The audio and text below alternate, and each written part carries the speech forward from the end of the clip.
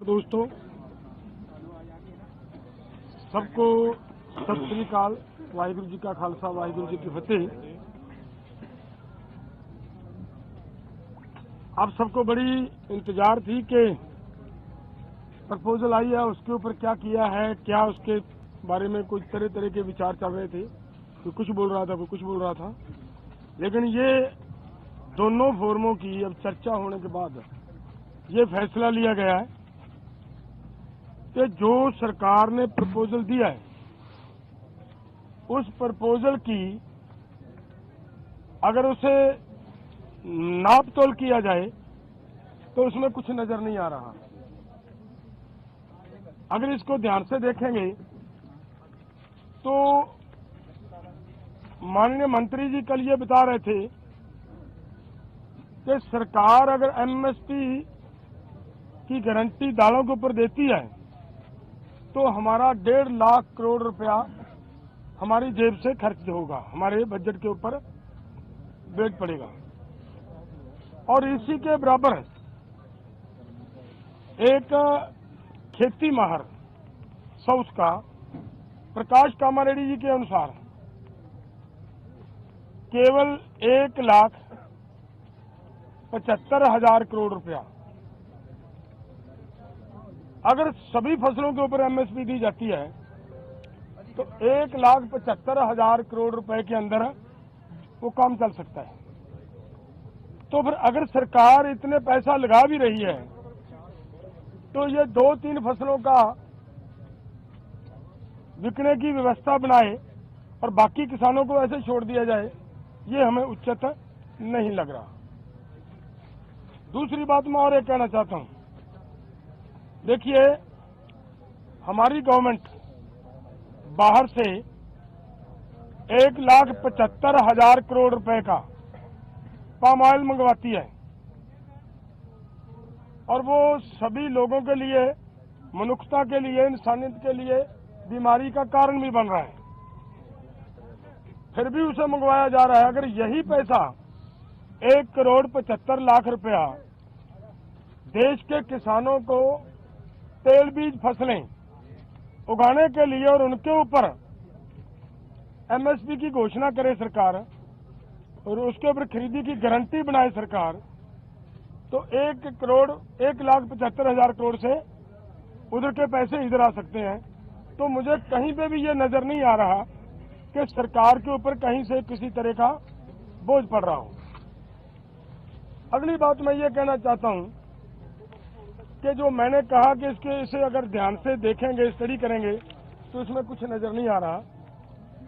उन्होंने ये कहा कि उन लोगों को, उन किसानों को हम दालों के ऊपर और क्रॉप्स के ऊपर जो हमने 6 क्रॉप्स लिए हैं 5 उनके ऊपर हम खरीदी की गारंटी करेंगे जो डाइवर्सिफिकेशन कर दूसरी क्रॉप्स को छोड़ेंगे। और मेरा इसमें कहने का मतलब है ये उन्हीं को देंगे जिन्होंने धान को छोड़कर मूंग को लगाया होगा। अगर जिन्होंने धान को छोड़कर मूंग को नहीं लगाया, अपने आप नेचुरल मूंग की बिजाई कर रहा है, उसकी खरीदी नहीं होगी। तो इसलिए इन सभी बातों से ये निकल कर आता है कि इसमें से कुछ किसानों को लाभ होने वाला नहीं है। हमारी मांग है कि पूरे देश के किसानों की 23 फसलों के ऊपर हमारी सरकार एमएसपी अनाउंस करती है। जो 23 फसलों के ऊपर एमएसपी की अनाउंसमेंट होती है वो इन्हीं के ही सीएसीपी की सिफारिशों के ऊपर होती है। और जब वो देती है सरकार हमें सीएसीपी के अनुसार एमएसपी का मतलब होता है minimum support price. Minimum support price को और गहनता से उसकी पड़चोल करोगे तो उसका मतलब ये होता है कि कम से कम आपको जिंदा रखने के लिए, आपको स्टैंड रखने के लिए एक सपोर्ट दी जा रही है। आपके लिए कोई भी उसमें इनकम देने वाली चीज कोई नहीं है उसमें, और वो भी देते हैं जब, और उसके ऊपर भी सारी फसलों की अगर हम ये मांगते हैं कि जितनी आप कम से कम भी दे रहे हो भाई, उतनी तो बिक जाए, हमारी उस रेट पे तो बिक जाए। और उसके लिए भी वो गारंटी का कानून ना दें, तो इसका मतलब देश का किसान इसी तरह लूटता जा रहे, तो वो हमें स्वीकार नहीं है। इसलिए इन सभी तथ्यों के हिसाब से हम दोनों फोरमों ने आज बैठकर चर्चा करने के बाद ये फैसला लिया है कि ये जो प्रपोजल आई है, ये प्रपोजल किसानों के पक्ष की नहीं है, किसानों के हित की नहीं है, और इसके अनुसार हम इस प्रपोजल को रद्द करते हैं। और बाकी बातचीत हमारे भाई साहब पंदेरी साहब कहेंगे। धन्यवाद। बोलो। हाँ, जैसा डल्लेवाल साहब जी ने बता दिया, भी हमने यकमुक्त इस प्रपोजल को रद्द कर दिया है, और जो ये कॉन्ट्रैक्ट फार्मिंग के नाम पर, डिवर्सिफिकेशन के नाम पर जो धान या गेहूं छोड़कर आएंगे, उनके साथ लीगल कॉन्ट्रैक्ट करेगी भारत सरकार। उसमें ऐसा आ रहा था, तो जो बात थी कि अगर पहले से कोई सरसों बीज रहा है और वो उससे नहीं निकला, उसका कुछ नहीं मिलने वाला। जो पैसे पहले से ही ये दालें वगैरह जो बोल रहे हैं वो बीज रहा, तो इस कैटेगरी में नहीं आएगा। हाँ, जो धान या गेहूं को छोड़ेगा वो इस कैटेगरी में आएगा। तो ये अनाउचित हमें बातें नजर आई। हमने इसलिए समय लिया कि पूरे भारतवर्ष के लोग ये ना कहें कि सरकार ने कोई प्रस्ताव भेजा है तो ये आराम से ठंडे मन से सोचते भी नहीं है, उसको ठुकरा देते हैं। लेकिन जो मीटिंग में उन्होंने चाल चलने का यत्न किया, वो पूरे देश के समक्ष आज हम रख रहे हैं। तो ये असल में सरकार की नीयत पे खोट है। अगर नीति अच्छी होती, नीयत साफ होती, तो वो ऐसा ना करते।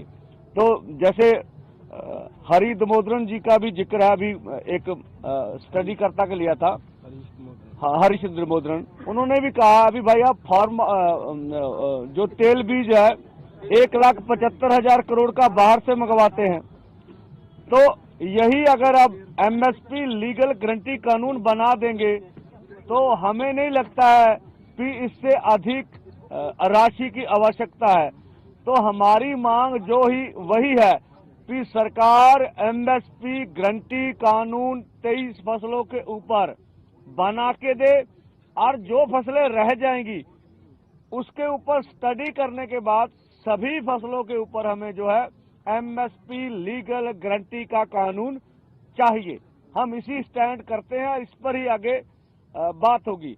अब भारत सरकार बताएगी हमें कि उन्होंने कर्ज माफी के ऊपर का क्या क्या अभी तक स्टडी की है उन्होंने। हमने तो अपना विचार विमर्श करके आपको बता दिया कि हमारे मन में ये, हम इस प्रपोजल को रद्द करते हैं। अब कर्ज के ऊपर उन्होंने अपनी स्टडी करनी थी, वो क्या कर रहे हैं। जैसे गन्ने के ऊपर C2 प्लस 100% और C2 प्लस 50% का जो फार्मूला है, उसके ऊपर भारत सरकार क्या कर रही है। इसी के साथ जैसे WTO से हमने बोला भी खेती सेक्टर को आप बाहर निकालिए, जैसे नरेगा पे ऊपर बात थी कि 200 दिन और 700 रुपया दिहाड़ी, ये सब बातों के ऊपर मंत्री महोदय बोलकर गए थे कि हम भी दिल्ली जाएंगे और वहां से अपनी सरकार से विचार करने के बाद इनको बताएंगे। तो दूसरा, जैसे भारत सरकार विहार दिखा रही है मीटिंग्स में कि अगर इस प्रपोजल पे हमने बोला कर्ज के ऊपर बताइए, तो बोला पहले इस प्रपोजल पर आप अपनी बात करिए, आगे कर्ज के ऊपर बात करेंगे।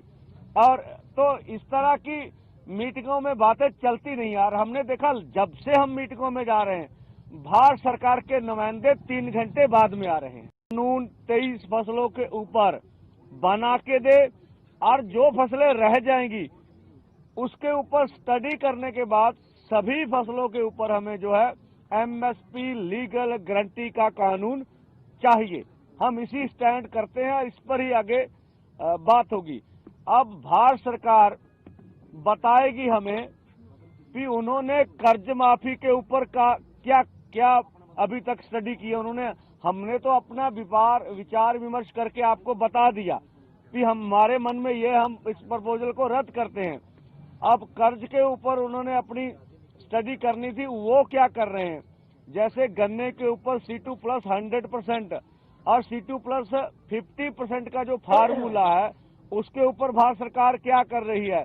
इसी के साथ जैसे WTO से हमने बोला भी खेती सेक्टर को आप बाहर निकालिए, जैसे नरेगा पे ऊपर बात थी भी 200 दिन और 700 रुपया दिहाड़ी, ये सब बातों के ऊपर मंत्री महोदय बोलकर गए थे भी हम भी दिल्ली जाएंगे और वहां से अपनी सरकार से विचार करने के बाद इनको बताएंगे।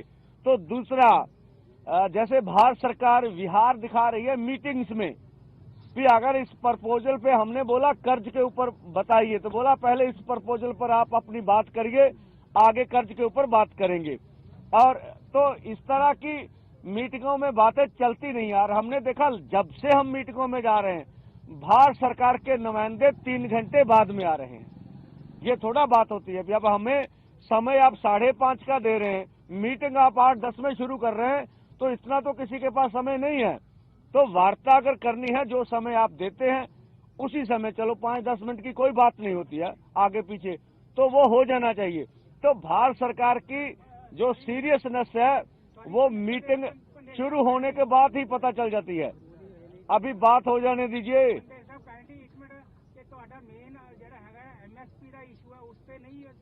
नहीं, मैं तो आना तुसी आके बह जाओ, तुसी दस दो हुण भी केड़ी गल आ।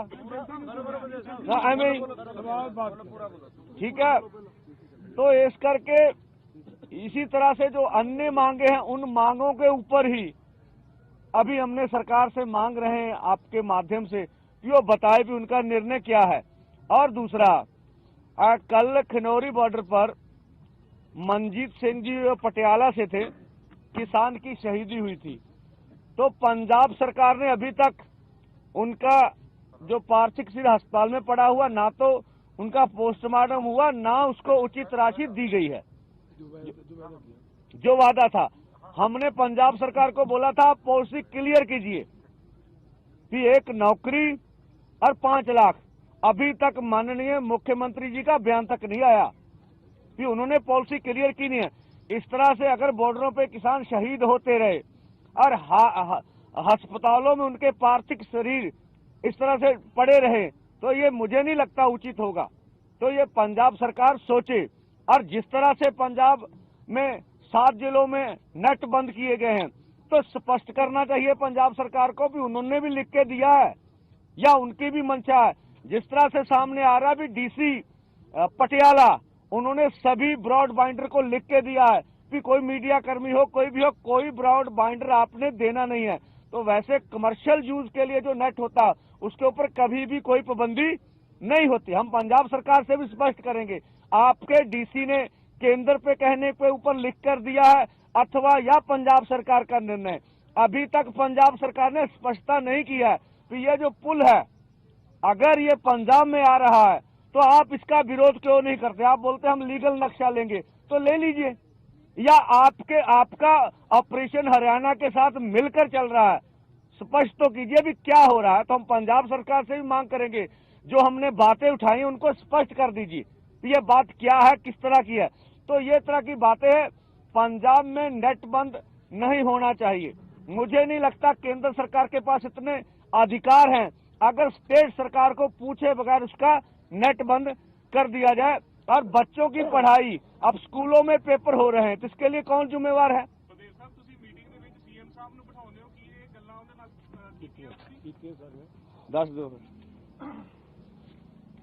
देखिए, जिस समय सीएम साहब ਨੂੰ ਮੀਟਿੰਗ ਦੇ ਵਿੱਚ ਬਿਠਾਇਆ ਗਿਆ, ਉਸ ਦਿਨ ਬਿਠਾਉਣ ਦਾ ਮੇਨ ਕਾਰਨ ਹੀ ਇਹ ਸੀ ਕਿ ਭਾਈ ਤੂੰ ਸਾਡੀ ਸਟੇਟ ਦਾ ਮੁੱਖ ਮੰਤਰੀ ਆ, ਤੇਰੀ ਸਟੇਟ ਦੇ ਲੋਕ ਨੇ ਔਰ ਤੇਰੀ ਸਟੇਟ ਦੇ ਵਿੱਚ ਦੂਸਰੀ ਸਟੇਟ ਆ ਕੇ ਬੈਰੀਕੇਡਿੰਗ ਕਰਕੇ ਬੈਠੀ ਆ ਔਰ ਤੇਰੀ ਸਟੇਟ ਦੇ ਵਿੱਚ ਬੈਠੇ ਲੋਕਾਂ ਦੇ ਉੱਤੇ ਅਥਰੂ ਗੈਸ ਦੇ ਗੋਲੇ ਸਿੱਟੇ ਜਾ ਰਹੇ ਆ। ਇਦੋਂ ਵੀ ਕਹਾ ਅਸੀਂ ਵੀ ਕਿਹਾ ਕਿ ਅਥਰੂ ਗੈਸ ਦੇ ਗੋਲਿਆਂ ਤੋਂ ਅੱਗੇ ਲੰਘ ਕੇ ਸਾਡੇ ਉੱਤੇ ਮੋਰਟਾਰ ਦੇ ਹਮਲੇ ਕੀਤੇ ਗਏ ਤੇ ਲੋਕਾਂ ਦੇ ਉੱਤੇ, ਜੋ ਅਤੀ ਨਿੰਦਣਯੋਗ ਹੈ। ਇਸੇ ਲਈ ਬਿਠਾਇਆ ਸੀਗਾ ਕਿ ਅੱਜ ਸਾਡਾ ਮੁੱਖ ਮੰਤਰੀ ਇਹਦੇ ਵਿੱਚ ਆਉਣਾ ਚਾਹੀਦਾ। ਆ ਕੇ ਇੱਕ ਗੱਲ ਉਹਨਾਂ ਦੇ ਸਾਹਮਣੇ ਰੱਖੀ ਔਰ ਇਹਨਾਂ ਨੇ ਕਿਹਾ ਉਸ ਵੇਲੇ ਕਿ ਅਸੀਂ ਇਹਦੇ ਤੇ ਨੋਟਿਸ ਲਵਾਂਗੇ, ਲੇਕਿਨ ਅੱਜ ਤੱਕ ਕੋਈ ਨੋਟਿਸ नहीं लिया गया। अगली गल मैं पटेल साहब ये है बात तो एक मिनट मेन इशू पे बोलते रहो मैं जरूरी एमएसपी वाला है कि आप कल रात जो आपकी 3 मांग मुख्य मांग थी उससे अलग आपको ऑफर कुछ और दे दिया गया 5 फसलों पर एमएसपी की गारंटी कपास और मक्का वो लेकर क्यों आए वही आप रिजेक्ट करके जो बात 24 घंटे क्यों लगी समझने में आपको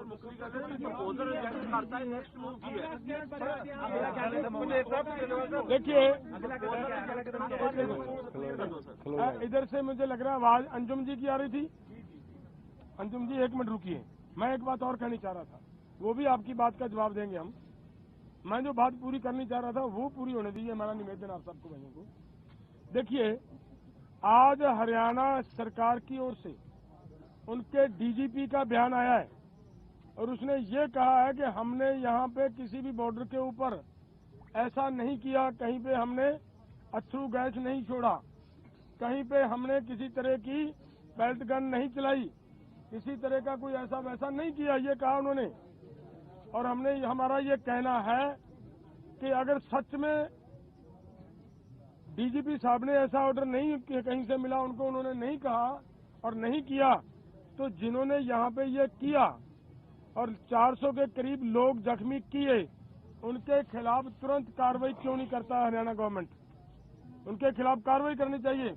और हमारा निवेदन है हमारी सुप्रीम कोर्ट के को भी कि उनको तुरंत प्रभाव से सो मोटो लेते हुए इनके खिलाफ कार्रवाई करनी चाहिए, क्योंकि लोगों के ऊपर जैसे सभी पूरे देश के लोगों का अधिकार है शांतिपूर्वक अपना प्रोटेस्ट करने का, अगर ये प्रोटेस्ट करने भी नहीं देंगे तो इसका मतलब देश की लोकतंत्र को बहुत खतरा है, खतरे में जा रहे हैं हम। अब अगला कदम क्या फलो जो और पहले वो जवाब अंजुम, हाँ अंजुम जी का जवाब मैं दे लेंगे। देखिए जो हमें मीटिंग में प्रस्ताव हमारे सामने रखा गया था और जो मंत्री महोदय ने बाहर आके बुलाया उसमें बहुत फर्क था, और उसमें बगैर फिर सोचे हम निर्णय करते वो अच्छा नहीं था। मीटिंग में तो ये प्रस्ताव था कि इन 5 फसलों के ऊपर पूरे भारतवर्ष में खरीदी की जाएगी, और जैसे पंजाब का पैटर्न भी आप देखते खरीदी करने का, यहाँ एपीएमसी एक्ट चल रहा है, मंडी बोर्ड है बैठा हुआ, मार्केट कमेटी से है, इसमें भी सरकार तो परचेज करती है, ठीक है। तो हमने तो ये लिया भी इसी तरह से पूरे देश भर में ये मुडला ढांचा खड़ा करेंगे और पूरे देश भर को कुछ फसलों पे एमएसपी मिल रही है तो मिलेगी। पर जब मंत्री महोदय बाहर आके बोले तो तब वो बात क्लियर हुई भी असल में मंशा तो ये है। और इस समय में केंद्र की नीयत तो सबके सामने आ गई कि केंद्र वार्ता में कुछ और बात कहता है, बाहर निकल के पीसी में कोई और बात करता। तो इसलिए हमारा इसके ऊपर सोचना जरूरी था। मंत्री जी का बयान हमने आराम से सुना, स्टडी की और सभी से बात करके इसको रद्द कर दिया। और आप ठीक बोल रहे हैं, अगर उन्होंने मंत्री जी ने कहा कि बहुत इनोवेटिव और आउट ऑफ बॉक्स आइडिया किसानों की तरफ से आया, किसान भाइयों ने कहा। अगला बता दीजिए। एसकेएम ने बोला है। नहीं देखो एसकेएम ने भी प्रोजेक्ट किया है। देखो मैं बोल रहा हूँ हमारी ओर से कोई प्रपोजल दी नहीं गई है, देंगे भी नहीं। हाँ अगला कदम क्या होने वाला है? बिल्कुल पीसफुली ढंग नाल 21 तरीक ਨੂੰ 11 ਵਜੇ ਆਪਾਂ ਦਿੱਲੀ ਵੱਲ ਨੂੰ ਮੂਵ ਕਰਾਂਗੇ।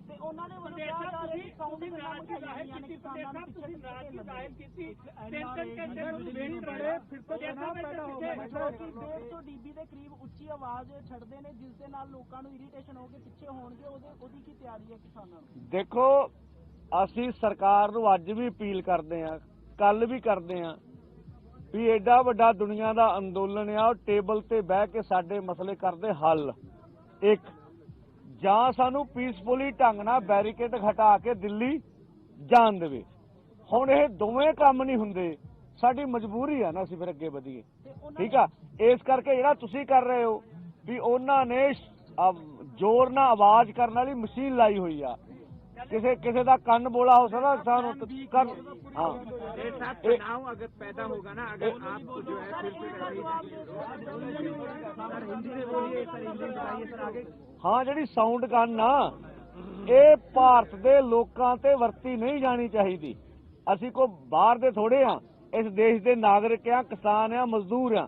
ਤਾਂ ਸਾਨੂੰ ਜਾਂ ਤੇ ਪੁਰਅਮਨ ਢੰਗ ਨਾਲ ਆਪਣਾ ਅੰਦੋਲਨ ਚਲਾਉਣ ਦਾ ਹੱਕ ਦਿੱਤਾ ਜਾਵੇ, ਜਾਂ ਸਰਕਾਰ ਉਹਨਾਂ ਕੋਲੇ ਹੁਣ ਡਿਸਕਸ਼ਨ ਦੀ ਲੋੜ ਨਹੀਂ ਹੈਗੀ, ਅਸੀਂ ਮੀਟਿੰਗ ਜਾ ਕੇ ਡਿਸਕਸ ਕਰੀਏ। ਹੁਣ ਤਾਂ ਸਰਕਾਰ ਨੂੰ ਫੈਸਲੇ ਕਰਨ ਦੀ ਲੋੜ हैगी, ਉਹ फैसले करे। आगे बातचीत करेंगे, अभी रास्ता खुला है, सरकार से बातचीत करने का, और मीटिंग हो सकती है, मीटिंग होगी। अभी आगे वाली मीटिंग नहीं है, रास्ता बंद। ऐसा नहीं कहा।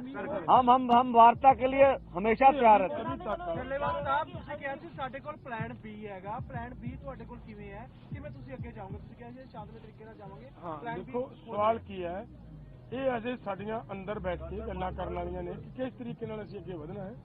ਇਹਦੇ 'ਚ ਕੋਈ ਰੌਲਾ ਨਹੀਂਗਾ ਕਿ ਅੱਗੇ ਵਧਣ ਦਾ ਐਲਾਨ ਹੈ, ਅੱਗੇ ਵਧਣਾ ਹੈ। ਔਰ ਇਹ ਵੀ ਸਾਡੀ ਇਹਦੀ ਵੀ ਕੋਸ਼ਿਸ਼ ਹੈ ਕਿ ਕਿਸੇ ਵੀ ਤਰ੍ਹਾਂ ਦੀ ਇੱਥੇ ਹਿੰਸਾ ਨਹੀਂ ਹੋਣੀ ਚਾਹੀਦੀ ਹੈ। ਸਾਡੇ ਵੱਲੋਂ ਪੂਰਾ ਯਤਨ ਹੈ। ਸਾਰੇ ਅਸੀਂ ਆਪ ਦੀ ਇਸ ਪੀਸੀ ਦੇ ਮਾਧਿਅਮ ਤੋਂ ਸਾਡੇ ਇਸ ਅੰਦੋਲਨ ਦੇ ਵਿੱਚ और उधरले अंदोलन दे विच जिथे बैठे हमारे किसान साथी हैं, सब नूं साडी हथ जोड़ के अपील है कि शांति बना के ही अंदोलन जिते जाते ने। सरकारां चाहुंदियां ने कि तुहानूं उगर करके अंदोलन नूं खंडाया जाए, लेकिन साडी सरकार नूं अपील है कि साडा दिल्ली जाण दा जो प्रोग्राम है, या तां साडियां मंगां मन के ते साडा मसला हल करे, नहीं करदी ਤਾਂ ਸਾਨੂੰ ਫਿਰ ਆਰਾਮ ਨਾਲ ਦਿੱਲੀ ਬੈਠਣ ਦੇਵੇ। ਫਿਰ ਕੀ ਦਿੱਕਤ ਹੈ ਸਰਕਾਰ ਨੂੰ? ਦਿੱਲੀ ਕਿਹੜਾ ਮਤਲਬ ਇੱਕ ਕਿਸੇ ਸਰਕਾਰ ਨੇ ਕੋਈ ਬੈਠਕ ਕਰਾਈ ਨਹੀਂ, ਉਹ ਤਾਂ ਪੂਰੇ ਦੇਸ਼ ਦੀ ਦਿੱਲੀ ਹੈ ਜੀ। ਵੱਖਰੀ ਥਾਂ ਮੰਗੀ ਸੀ ਦਿੱਲੀ ਬੈਠਣ ਲਈ, ਅਗਰ ਨਹੀਂ ਮਿਲਦੀ ਹੈ ਤਾਂ ਉਸੇ ਤਰ੍ਹਾਂ ਸਿੰਘੂ ਬਾਰਡਰ ਵਗੈਰਾ ਟਿਕਰੀ ਵਗੈਰਾ ਬੈਠੂਗੇ ਜਿਵੇਂ ਪਹਿਲਾਂ। ਉਹ ਦੇਖੋ ਅਸੀਂ ਤਾਂ ਜੰਤਰ ਮੰਤਰ ਮੰਗੀ ਸੀ, ਵੱਖਰੀ ਕੋਈ ਨਹੀਂ ਸੀ ਮੰਗੀ ਹੈਗੀ। ਹੁਣ ਜੰਤਰ ਮੰਤਰ ਤੇ ਸਰਕਾਰ ਨੇ ਕੋਈ ਦੱਸਿਆ ਨਹੀਂ ਹੈਗਾ। ਹਰਿਆਣਾ ਪੁਲਿਸ ਆ ਕੇ ਜਾਣ ਦੇਗੀ। ਧਰਨਾ ਤੇ ਮੀਟਿੰਗ ਆ ਇੱਕੋ ਟਾਈਮ ਤੇ ਨਹੀਂ ਹੋ ਸਕਦੀ। ਅਗਲੀ ਵਾਰ ਜਦੋਂ ਆਓਗੇ ਤੇ ਧਰਨਾ ਖਤਮ ਕਰਕੇ ਆਪਾਂ ਤੁਹਾਡੀ ਮੰਗਾਂ ਮੰਨ ਲਾਂਗੇ। ਦੇਖੋ ਇਸ ਰੂਪ ਵਿੱਚ ਤਾਂ ਨਹੀਂ ਗੱਲ ਆਈ। ਚੱਲ ਜੇ ਤੁਹਾਡੇ ਕੋਲ ਸੋਰਸ ਕੋ ਵੱਖਰੇ ਨੇ, ਐ ਨਹੀਂ ਹੁੰਦਾ। ਅਸੀਂ ਹਮੇਸ਼ਾ ਅੰਦੋਲਨ ਦੇ ਵਿੱਚ 3 ਵਾਰੀ ਸਰਕਾਰ ਆ ਗਈ, ਠੀਕ ਆ, ਤਾਂ ਉਹਨੇ ਗੱਲਬਾਤ ਵੀ ਕੀਤੀ ਹੈਗੀ ਆ। तो इस करके जो इस किस्म की अप्रोच किते केंद्र की हैगी आ, तो मैनूं लगदा है कोई लोकतांत्रिक तरीकाकार नहीं हैगा। सर 21 तारीख को अगर आप जाएंगे 11 बजे तो फिर जो वायलेंस होगा उसकी जिम्मेदारी किसकी होगी? आप बताइए, ये जो बैरिकेड लगा आपको इसका वायलेंस नहीं दिखता है? जो बाहर 25,000 अर्धसैनिक फोर्स लगे उसका वायलेंस नहीं दिखता है? हम तो अपनी तौर से वायलेंस नहीं करेंगे। अब स्टेट वायलेंस करना चाहता उसकी मर्जी है, हम नंगे हाथ हैं भाई, करेंगे। लेकिन आप बैरिकेडिंग तोड़ेंगे तो वहाँ सैकड़ों पुलिस वाले सुरक्षा कर्मी, उनकी ड्यूटी ऊपर से लगाई गई है, तो अपनी ड्यूटी निभाएंगे, तो फिर हिंसा और टकराव होगा ना पंडित साहब। ये जिम्मेदारी तो फिर आप लोगों पे भी आएगी। देखिए, हमारा बैरिकेड तोड़ने का अनक का सवाल है ही नहीं, हमारा दिल्ली जाने का अनक का सवाल है ही नहीं। हम तो मांग मनवाना चाहते हैं, और अगर कुछ सुनता नहीं है कोई स्टेट, तो हमारी मजबूरी भी तो है ना। हमने जैसे पहले भी बचाव किया, आगे भी बचाव करेंगे। उधर भी हमारे जवान हैं, इधर किसान है, उधर जवान है, हमें सबका मालूम है। और जो ये किसान जवान का नारा निकालते जिंदाबाद, और उनको लड़ाने के लिए केंद्र सरकार तैयारी में है, तो ये पूरी दुनिया देख रही, पूरा देश देख रहा है। अगर ऐसा सरकार हमारे ऊपर जबर करती है तो हम स्वयं कहेंगे, ये देश के लोग तो फिर सोचेंगे ना कि ऐसे लोगों को देश की सत्ता मिलनी चाहिए कि नहीं मिलनी चाहिए।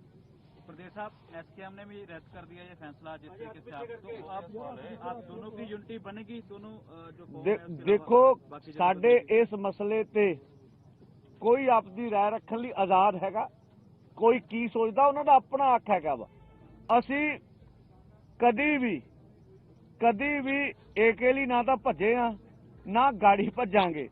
साडियां कमेटियां बनियां, ਅਸੀਂ ਸਾਰਿਆਂ ਤੱਕ ਅਪਰੋਚ ਕੀਤੀ, ਹਰੇਕ ਨੂੰ ਆਪਣਾ ਹੱਕ ਹੈਗਾ, ਕੋਈ ਆਉਣਾ ਚਾਹੁੰਦਾ ਨਹੀਂ ਆਉਣਾ ਚਾਹੁੰਦਾ, ਜਿੰਨੇ ਵੀ ਆਉਣਾ ਖੁੱਲਾ ਸੱਦਾ ਵਾ, ਕਿਸਾਨਾਂ ਮਜ਼ਦੂਰਾਂ ਦੀ ਲੜਾਈ ਲੜਨੀ, ਸਾਡੇ ਲਈ ਨਹੀਂ ਕਿਸੇ ਨੇ ਆਉਣਾ ਹੈਗਾ। ਜਥੇਬੰਦੀ ਦੀ ਅਪਰੋਚ ਕਰ ਰਹੀ ਹੈ ਤੁਹਾਨੂੰ ਕਿ ਬਾਕੀ ਦੀਆਂ ਜਥੇਬੰਦੀਆਂ ਦੇਖੋ ਸਾਰਿਆਂ ਨਾਲ ਗੱਲਬਾਤ ਤਾਂ ਕੋਈ ਐ ਤਾਂ ਨਹੀਂ ਹੈਗਾ ਭਰਾ ਮਾਰੂ ਜੰਗ ਆ, ਗੱਲਬਾਤ ਤਾਂ ਸਾਰਿਆਂ ਨਾਲ ਹੁੰਦੀ ਆ, ਬੋਲ ਚਾਲ ਚੱਲਦਾ ਵਾ, ਬਾਕੀ ਹਰ ਇੱਕ ਦੀ ਆਪੋ ਆਪਣੀ ਪੋਜੀਸ਼ਨ ਹੈਗੀ ਆ ਜੀ। ਤੁਹਾਡੀ ਪੋਜੀਸ਼ਨ ਕੀ ਹੈ ਜੀ? ਸਾਡੀ ਪੋਜੀਸ਼ਨ ਸੰਘਰਸ਼ ਕਰਨ ਦੀ ਆ ਜੀ।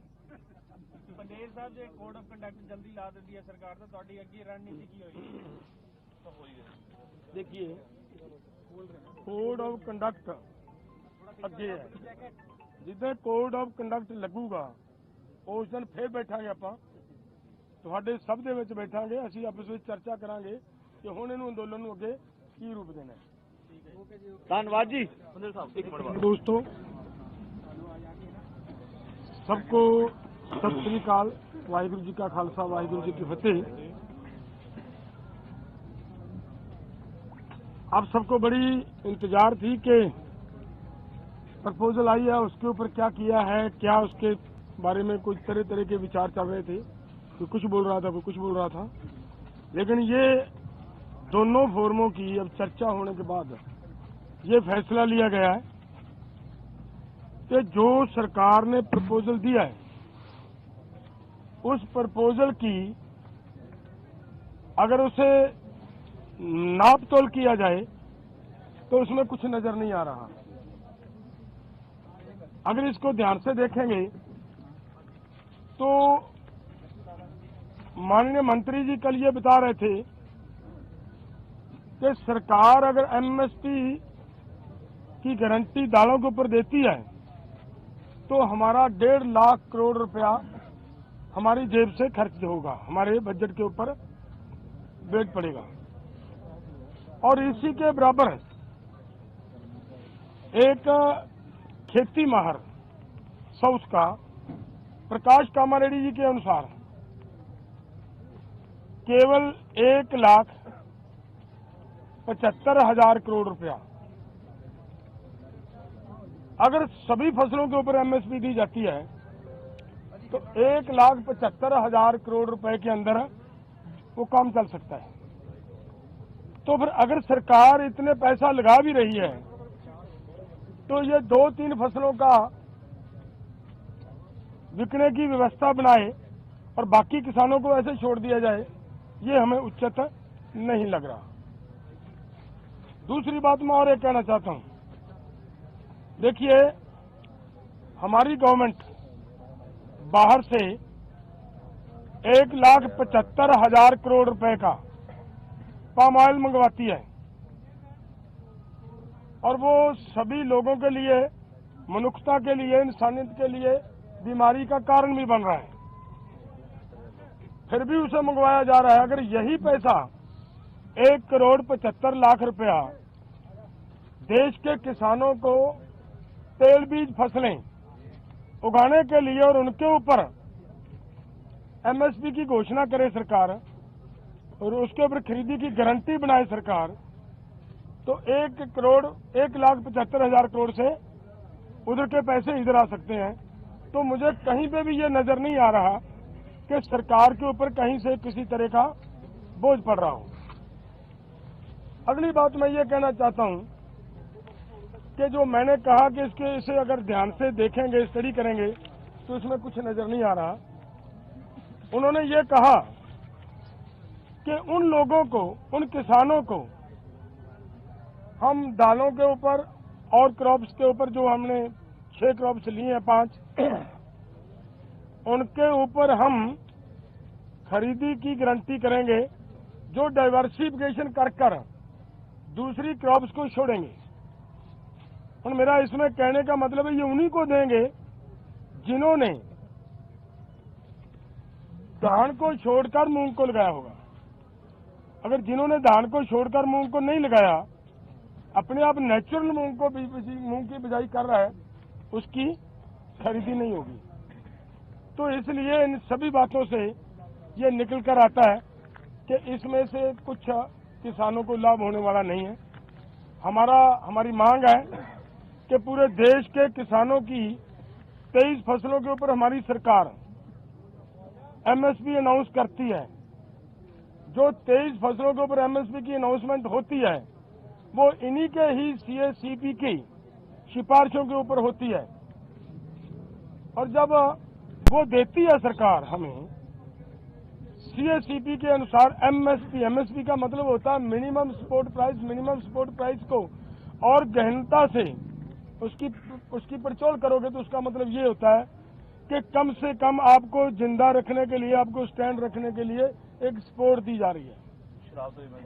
आपके लिए कोई भी उसमें इनकम देने वाली चीज कोई नहीं है उसमें, और वो भी देते हैं जब, और उसके ऊपर भी सारी फसलों की अगर हम ये मांगते हैं कि जितनी आप कम से कम भी दे रहे हो भाई, उतनी तो बिक जाए हमारी, उस रेट पे तो बिक जाए, और उसके लिए भी वो गारंटी का कानून ना दें, तो इसका मतलब देश का किसान इसी तरह लूटता जा रहे, तो वो हमें स्वीकार नहीं है। इसलिए इन सभी तथ्यों के हिसाब से हम दोनों फोरमों ने आज बैठकर चर्चा करने के बाद ये फैसला लिया है कि ये जो प्रपोजल आई है, ये प्रपोजल किसानों के पक्ष की नहीं है, किसानों के हित की नहीं है, और इसके अनुसार हम इस प्रपोजल को रद्द करते हैं। और बाकी बातचीत हमारे भाई साहब पंदेरी साहब कहेंगे। धन्यवाद। बोलो। हाँ, जैसा डल्लेवाल साहब जी ने बता दिया, अभी हमने यकमुक्त इस प्रपोजल को रद्द कर दिया है, और जो ये कॉन्ट्रैक्ट फार्मिंग के नाम पर, डिवर्सिफिकेशन के नाम पर जो धान या गेहूं छोड़कर आएंगे, उनके साथ लीगल कॉन्ट्रैक्ट करेगी भारत सरकार। उसमें ऐसा आ रहा था, तो जो बात थी भी अगर पहले से कोई सरसों बीज रहा है और वो उससे नहीं निकला, उसका कुछ नहीं मिलने वाला। जो पैसे पहले से ही ये दालें वगैरह जो बोल रहे हैं वो बीज रहा, तो इस कैटेगरी में नहीं आएगा। हाँ, जो धान या गेहूं को छोड़ेगा वो इस कैटेगरी में आएगा। तो ये अनाउचित हमें बातें नजर आई। हमने इसलिए समय लिया कि पूरे भारतवर्ष के लोग ये ना कहें कि सरकार ने कोई प्रस्ताव भेजा है तो ये आराम से ठंडे मन से सोचते भी नहीं है, उसको ठुकरा देते हैं। लेकिन जो मीटिंग में उन्होंने चाल चलने का यत्न किया, वो पूरे देश के समक्ष आज हम रख रहे हैं। तो ये असल में सरकार की नीयत पे खोट है। अगर नीति अच्छी होती, नीयत साफ होती, तो वो ऐसा ना करते। तो जैसे हरि दामोदरन जी का भी जिक्र है, अभी एक स्टडी करता के लिया था, हरीश दामोदरन, उन्होंने भी कहा अभी भाई आप फार्म जो तेल बीज है 1,75,000 करोड़ का बाहर से मंगवाते हैं। तो यही अगर अब एमएसपी लीगल गारंटी कानून बना देंगे तो हमें नहीं लगता है कि इससे अधिक राशि की आवश्यकता है। तो हमारी मांग जो ही वही है कि सरकार एमएसपी गारंटी कानून 23 फसलों के ऊपर बना के दे, और जो फसलें रह जाएंगी उसके ऊपर स्टडी करने के बाद सभी फसलों के ऊपर हमें जो है एमएसपी लीगल गारंटी का कानून चाहिए। हम इसी स्टैंड करते हैं, इस पर ही आगे बात होगी। अब भारत सरकार बताएगी हमें कि उन्होंने कर्ज माफी के ऊपर का क्या क्या अभी तक स्टडी की है। हमने तो अपना विचार विमर्श करके आपको बता दिया कि हमारे मन में ये, हम इस प्रपोजल को रद्द करते हैं। अब कर्ज के ऊपर उन्होंने अपनी स्टडी करनी थी, वो क्या कर रहे हैं। जैसे गन्ने के ऊपर C2+ 100% और C2+ 50% का जो फार्मूला है, उसके ऊपर भारत सरकार क्या कर रही है। इसी के साथ जैसे WTO से हमने बोला भी खेती सेक्टर को आप बाहर निकालिए, जैसे नरेगा पे ऊपर बात थी कि 200 दिन और 700 रुपया दिहाड़ी, ये सब बातों के ऊपर मंत्री महोदय बोलकर गए थे कि हम भी दिल्ली जाएंगे और वहां से अपनी सरकार से विचार करने के बाद इनको बताएंगे। तो दूसरा, जैसे भारत सरकार विहार दिखा रही है मीटिंग्स में कि अगर इस प्रपोजल पे हमने बोला कर्ज के ऊपर बताइए, तो बोला पहले इस प्रपोजल पर आप अपनी बात करिए, आगे कर्ज के ऊपर बात करेंगे। और तो इस तरह की मीटिंगों में बातें चलती नहीं। यार, हमने देखा जब से हम मीटिंगों में जा रहे हैं, भारत सरकार के नुमाइंदे 3 घंटे बाद में आ रहे हैं। कानून 23 फसलों के ऊपर बना के दे, और जो फसलें रह जाएंगी उसके ऊपर स्टडी करने के बाद सभी फसलों के ऊपर हमें जो है एमएसपी लीगल गारंटी का कानून चाहिए। हम इसी स्टैंड करते हैं, इस पर ही आगे बात होगी। अब भारत सरकार बताएगी हमें कि उन्होंने कर्ज माफी के ऊपर का क्या क्या अभी तक स्टडी की है। हमने तो अपना विचार विमर्श करके आपको बता दिया कि हमारे मन में ये, हम इस प्रपोजल को रद्द करते हैं। अब कर्ज के ऊपर उन्होंने अपनी स्टडी करनी थी, वो क्या कर रहे हैं। जैसे गन्ने के ऊपर C2 प्लस 100% और C2 प्लस 50% का जो फार्मूला है उसके ऊपर भारत सरकार क्या कर रही है। इसी के साथ जैसे WTO से हमने बोला भी खेती सेक्टर को आप बाहर निकालिए, जैसे नरेगा पे ऊपर बात थी कि 200 दिन और 700 रुपया दिहाड़ी, ये सब बातों के ऊपर मंत्री महोदय बोलकर गए थे कि हम भी दिल्ली जाएंगे और वहां से अपनी सरकार से विचार करने के बाद इनको बताएंगे। तो दूसरा, जैसे भारत सरकार विहार दिखा रही है मीटिंग्स में कि अगर इस प्रपोजल पे हमने बोला कर्ज के ऊपर बताइए, तो बोला पहले इस प्रपोजल पर आप अपनी बात करिए, आगे कर्ज के ऊपर बात करेंगे। और तो इस तरह की मीटिंगों में बातें चलती नहीं यार। हमने देखा जब से हम मीटिंगों में जा रहे हैं, भारत सरकार के नुमाइंदे 3 घंटे बाद में आ रहे हैं। ये थोड़ा बात होती है। अब हमें समय आप 5:30 का दे रहे हैं, मीटिंग आप 8:10 में शुरू कर रहे हैं, तो इतना तो किसी के पास समय नहीं है। तो वार्ता अगर करनी है, जो समय आप देते हैं उसी समय, चलो 5-10 मिनट की कोई बात नहीं होती है आगे पीछे, तो वो हो जाना चाहिए। तो भारत सरकार की जो सीरियसनेस है वो मीटिंग शुरू होने के बाद ही पता चल जाती है। अभी बात हो जाने दीजिए।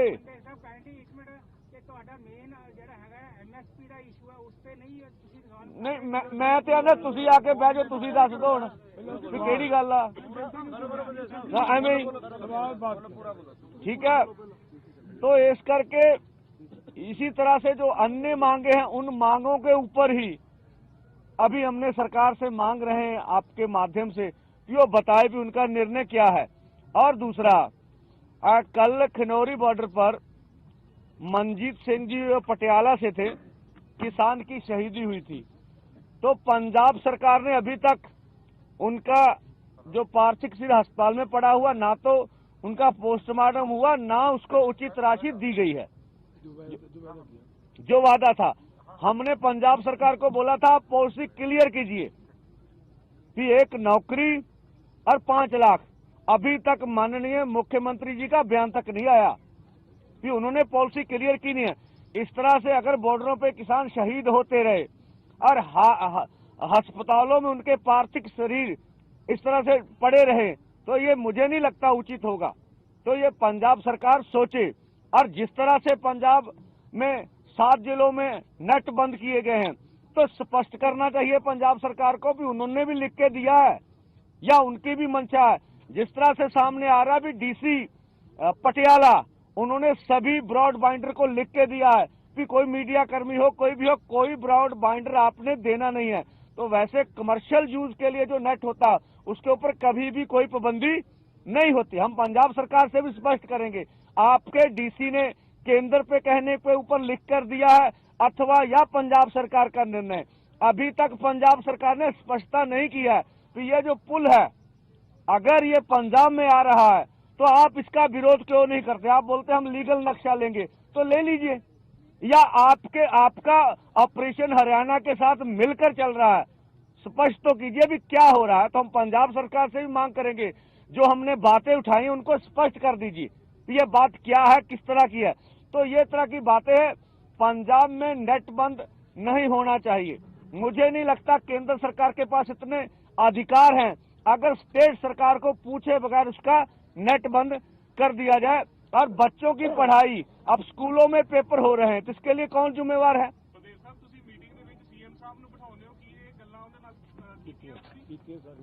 दस दो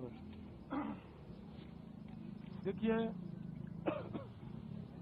जिस समय CM साहब ਨੂੰ ਮੀਟਿੰਗ ਦੇ ਵਿੱਚ ਬਿਠਾਇਆ ਗਿਆ, ਉਸ ਦਿਨ ਬਿਠਾਉਣ ਦਾ ਮੇਨ ਕਾਰਨ ਹੀ ਇਹ ਸੀ कि भाई तू साडी स्टेट दा मुख मंत्री आ, तेरी स्टेट दे लोग ने और तेरी स्टेट दे विच दूसरी स्टेट आके बैरीकेडिंग करके बैठी आ और तेरी स्टेट दे विच बैठे लोकां दे उत्ते अथरू गैस दे गोले सिੱਟੇ जा रहे आ।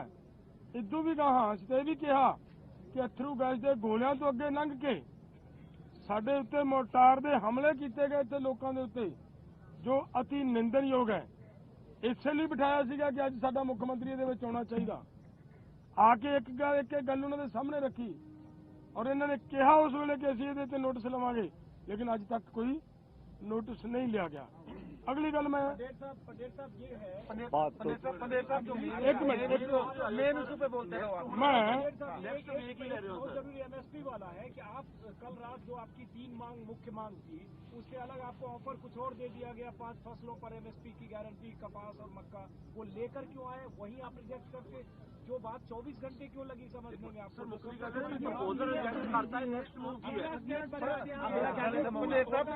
देखिए इधर से मुझे लग रहा है आवाज अंजुम जी की आ रही थी। अंजुम जी एक मिनट रुकिए, मैं एक बात और कहनी चाह रहा था, वो भी आपकी बात का जवाब देंगे हम। मैं जो बात पूरी करनी चाह रहा था वो पूरी होने दीजिए, हमारा निवेदन आप सबको भाइयों को। देखिए आज हरियाणा सरकार की ओर से उनके डीजीपी का बयान आया है और उसने ये कहा है कि हमने यहाँ पे किसी भी बॉर्डर के ऊपर ऐसा नहीं किया, कहीं पे हमने अथरू गैस नहीं छोड़ा, कहीं पे हमने किसी तरह की बेल्ट गन नहीं चलाई, किसी तरह का कोई ऐसा वैसा नहीं किया, ये कहा उन्होंने। और हमने हमारा ये कहना है कि अगर सच में डीजीपी साहब ने ऐसा ऑर्डर नहीं कहीं से मिला, उनको उन्होंने नहीं कहा और नहीं किया, तो जिन्होंने यहाँ पे ये किया और 400 के करीब लोग जख्मी किए, उनके खिलाफ तुरंत कार्रवाई क्यों नहीं करता हरियाणा गवर्नमेंट? उनके खिलाफ कार्रवाई करनी चाहिए। और हमारा निवेदन है हमारी सुप्रीम कोर्ट के को भी कि उनको तुरंत प्रभाव से सो मोटो लेते हुए इनके खिलाफ कार्रवाई करनी चाहिए, क्योंकि लोगों के ऊपर जैसे सभी पूरे देश के लोगों का अधिकार है शांतिपूर्वक अपना प्रोटेस्ट करने का, अगर ये प्रोटेस्ट करने भी नहीं देंगे तो इसका मतलब देश की लोकतंत्र को बहुत खतरा है, खतरे में जा रहे हैं हम। अगला कदम क्या और पहले वो जवाब अंजुम, हाँ अंजुम जी का जवाब दे लें, मैं दे लेंगे। देखिए जो हमें मीटिंग में प्रस्ताव हमारे सामने रखा गया था और जो मंत्री महोदय ने बाहर आके बुलाया उसमें बहुत फर्क था, और उसमें बगैर फिर सोचे हम निर्णय करते वो अच्छा नहीं था। मीटिंग में तो ये प्रस्ताव था कि इन 5 फसलों के ऊपर पूरे भारतवर्ष में खरीदी की जाएगी, और जैसे पंजाब का पैटर्न भी आप देखते खरीदी करने का, यहाँ एपीएमसी एक्ट चल रहा है, मंडी बोर्ड है बैठा हुआ, मार्केट कमेटी से, इसमें भी सरकार तो परचेज करती है, ठीक है। तो हमने तो ये लिया भी इसी तरह से पूरे देश भर में ये मुडला ढांचा खड़ा करेंगे और पूरे देश भर को कुछ फसलों पे एमएसपी मिल रही है तो मिलेगी। पर जब मंत्री महोदय बाहर आके बोले तो तब वो बात क्लियर हुई भी असल में मंशा तो ये है। और इस समय में केंद्र की नीयत तो सबके सामने आ गई कि केंद्र वार्ता में कुछ और बात कहता है, बाहर निकल के पीसी में कोई और बात करता। तो इसलिए हमारा इसके ऊपर सोचना जरूरी था। मंत्री जी का बयान हमने आराम से सुना, स्टडी की और सभी से बात करके इसको रद्द कर दिया। और आप ठीक बोल रहे हैं, अगर उन्होंने मंत्री जी ने कहा कि बहुत इनोवेटिव और आउट ऑफ बॉक्स आइडिया किसानों की तरफ से आया, किसान भाइयों ने कहा। अगला बता दीजिए एसकेएम ने बोला है। देखो एसकेएम ने भी रिजेक्ट किया है। देखो मैं बोल रहा हूँ हमारी ओर से कोई प्रपोजल दी नहीं गई है, देंगे भी नहीं। हाँ अगला बिल्कुल पीसफुली ढंग नाल 21 तरीक ਨੂੰ 11 ਵਜੇ ਆਪਾਂ ਦਿੱਲੀ ਵੱਲ ਨੂੰ ਮੂਵ ਕਰਾਂਗੇ। ਸਾਊਂਡ ਨਾਰਾਜ਼ਗੀ ਜ਼ਾਹਿਰ ਕੀਤੀ ਪਟੇਲ ਸਾਹਿਬ, ਤੁਸੀਂ ਨਾਰਾਜ਼ਗੀ ਜ਼ਾਹਿਰ ਕੀਤੀ 3 ਘੰਟੇ ਤੋਂ ਵੇਟ ਬੜੇ ਫਿਰ ਤੋਂ ਤਣਾਅ ਪੈਦਾ ਹੋ ਗਿਆ। 150 dB ਦੇ ਕਰੀਬ ਉੱਚੀ ਆਵਾਜ਼ ਛੱਡਦੇ ਨੇ, ਜਿਸ ਦੇ ਨਾਲ ਲੋਕਾਂ ਨੂੰ ਇਰੀਟੇਸ਼ਨ ਹੋ ਕੇ ਪਿੱਛੇ ਹੋਣਗੇ, ਉਹਦੀ ਕੀ ਤਿਆਰੀ ਹੈ ਕਿਸਾਨਾਂ ਨੂੰ? ਦੇਖੋ, ਅਸੀਂ ਸਰਕਾਰ ਨੂੰ ਅੱਜ ਵੀ ਅਪੀਲ ਕਰਦੇ ਹਾਂ, ਕੱਲ ਵੀ ਕਰਦੇ ਹਾਂ ਵੀ ਐਡਾ ਵੱਡਾ ਦੁਨੀਆ ਦਾ ਅੰਦੋਲਨ ਆ, ਉਹ ਟੇਬਲ ਤੇ ਬਹਿ ਕੇ ਸਾਡੇ ਮਸਲੇ ਕਰਦੇ ਹੱਲ। ਇੱਕ ਜਾਂ ਸਾਨੂੰ ਪੀਸਫੁਲੀ ਢੰਗ ਨਾਲ ਬੈਰੀਕੇਡ ਹਟਾ ਕੇ ਦਿੱਲੀ ਜਾਣ ਦੇਵੇ। ਹੁਣ ਇਹ ਦੋਵੇਂ ਕੰਮ ਨਹੀਂ ਹੁੰਦੇ, ਸਾਡੀ ਮਜਬੂਰੀ ਆ ਨਾ, ਅਸੀਂ ਫਿਰ ਅੱਗੇ ਵਧੀਏ। ਠੀਕ ਆ, ਇਸ ਕਰਕੇ ਜਿਹੜਾ ਤੁਸੀਂ ਕਰ ਰਹੇ ਹੋ ਵੀ ਉਹਨਾਂ ਨੇ ਜ਼ੋਰ ਨਾਲ ਆਵਾਜ਼ ਕਰਨ ਵਾਲੀ ਮਸ਼ੀਨ ਲਾਈ ਹੋਈ ਆ, ਕਿਸੇ ਦਾ ਕੰਨ ਬੋਲਾ ਹੋ ਸਕਦਾ ਸਾਨੂੰ ਕਰ। हाँ, तनाव अगर पैदा होगा ना, अगर आपको जो है फिर ਹਾਂ, ਜਿਹੜੀ ਸਾਊਂਡ ਗਨ ਆ ਇਹ ਭਾਰਤ ਦੇ ਲੋਕਾਂ ਤੇ ਵਰਤੀ ਨਹੀਂ ਜਾਣੀ ਚਾਹੀਦੀ। ਅਸੀਂ ਕੋਈ ਬਾਹਰ ਦੇ ਥੋੜੇ ਆ, ਇਸ ਦੇਸ਼ ਦੇ ਨਾਗਰਿਕ ਆ, ਕਿਸਾਨ ਆ, ਮਜ਼ਦੂਰ ਆ। ਤਾਂ ਸਾਨੂੰ ਜਾਂ ਤੇ ਪੁਰਅਮਨ ਢੰਗ ਨਾਲ ਆਪਣਾ ਅੰਦੋਲਨ ਚਲਾਉਣ ਦਾ ਹੱਕ ਦਿੱਤਾ ਜਾਵੇ, ਜਾਂ ਸਰਕਾਰ ਉਹਨਾਂ ਕੋਲੇ ਹੁਣ ਡਿਸਕਸ਼ਨ ਦੀ ਲੋੜ ਨਹੀਂ ਹੈਗੀ, ਅਸੀਂ ਮੀਟਿੰਗ ਜਾ ਕੇ ਡਿਸਕਸ ਕਰੀਏ। ਹੁਣ ਤਾਂ ਸਰਕਾਰ ਨੂੰ ਫੈਸਲੇ ਕਰਨ ਦੀ ਲੋੜ हैगी, ਉਹ फैसले करे। आगे बातचीत करेंगे, अभी रास्ता खुला है सरकार से बातचीत करने का, और मीटिंग हो सकती है, मीटिंग होगी। अभी आगे वाली मीटिंग नहीं है, रास्ता बंद। ऐसा नहीं कहा। हम वार्ता के लिए हमेशा तैयार रहते हैं। ਧੰਨਵਾਦ ਸਾਹਿਬ, ਤੁਸੀਂ ਕਿਹਾ ਸੀ ਸਾਡੇ ਕੋਲ ਪਲਾਨ B ਹੈਗਾ, ਪਲਾਨ B ਤੁਹਾਡੇ ਕੋਲ ਕਿਵੇਂ ਹੈ, ਕਿਵੇਂ ਤੁਸੀਂ ਅੱਗੇ ਜਾਓਗੇ? ਤੁਸੀਂ ਕਿਹਾ ਸੀ ਸ਼ਾਂਤਮਈ ਤਰੀਕੇ ਨਾਲ ਜਾਵਾਂਗੇ। ਹਾਂ, ਦੇਖੋ ਸਵਾਲ ਕੀ ਹੈ, ਇਹ ਅਜੇ ਸਾਡੀਆਂ ਅੰਦਰ ਬੈਠ ਕੇ ਗੱਲਾਂ ਕਰਨ ਵਾਲੀਆਂ ਨੇ ਕਿ ਕਿਸ ਤਰੀਕੇ ਨਾਲ ਅਸੀਂ ਅੱਗੇ ਵਧਣਾ ਹੈ। ਇਹਦੇ 'ਚ ਕੋਈ ਰੌਲਾ ਨਹੀਂਗਾ ਕਿ ਅੱਗੇ ਵਧਣ ਦਾ ਐਲਾਨ ਹੈ, ਅੱਗੇ ਵਧਣਾ ਹੈ। ਔਰ ਇਹ ਵੀ ਸਾਡੀ ਇਹਦੀ ਵੀ ਕੋਸ਼ਿਸ਼ ਹੈ ਕਿ ਕਿਸੇ ਵੀ ਤਰ੍ਹਾਂ ਦੀ ਇੱਥੇ ਹਿੰਸਾ ਨਹੀਂ ਹੋਣੀ ਚਾਹੀਦੀ ਹੈ। ਸਾਡੇ ਵੱਲੋਂ ਪੂਰਾ ਯਤਨ ਹੈ। ਸਾਰੇ ਅਸੀਂ ਆਪ ਦੀ ਇਸ ਪੀਸੀ ਦੇ ਮਾਧਿਅਮ ਤੋਂ ਸਾਡੇ ਇਸ ਅੰਦੋਲਨ ਦੇ ਵਿੱਚ और उधरले अंदोलन दे जिथे बैठे हमारे किसान साथी हैं, सब नूं साडी हथ जोड़ के अपील है कि शांति बना के ही अंदोलन जिते जाते हैं।